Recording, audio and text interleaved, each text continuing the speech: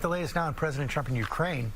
The U.S. sided with Russia against Ukraine and our European allies at the United Nations and suggested he could visit Russia for talks.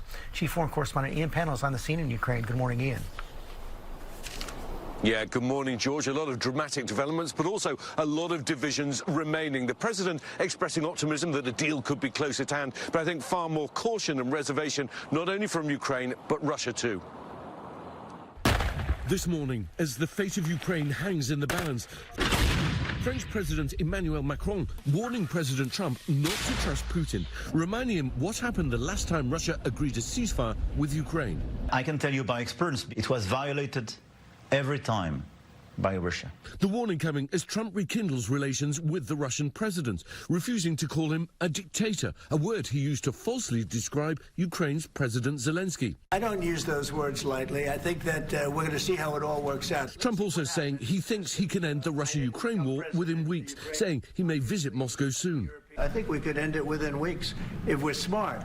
If we're not smart, it'll keep going and we'll keep losing. However, Putin saying he hasn't substantially discussed this with Trump. Macron insisting that any agreement needs real security guarantees and saying Europe's ready to deploy peacekeepers, but they must have US backing.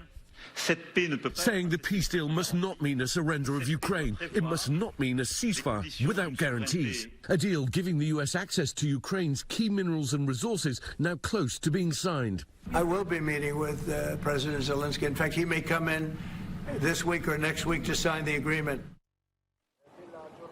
The stark divisions between the Trump administration and its allies are on very public display at the United Nations. The US voting against a resolution condemning Russia for the Ukraine war, siding not with Europe as it's always done, but with Russia instead, also pushing a motion of its own that doesn't apportion any blame for what's been going on here for 3 years. Robin? All right, Ian, our thanks to you.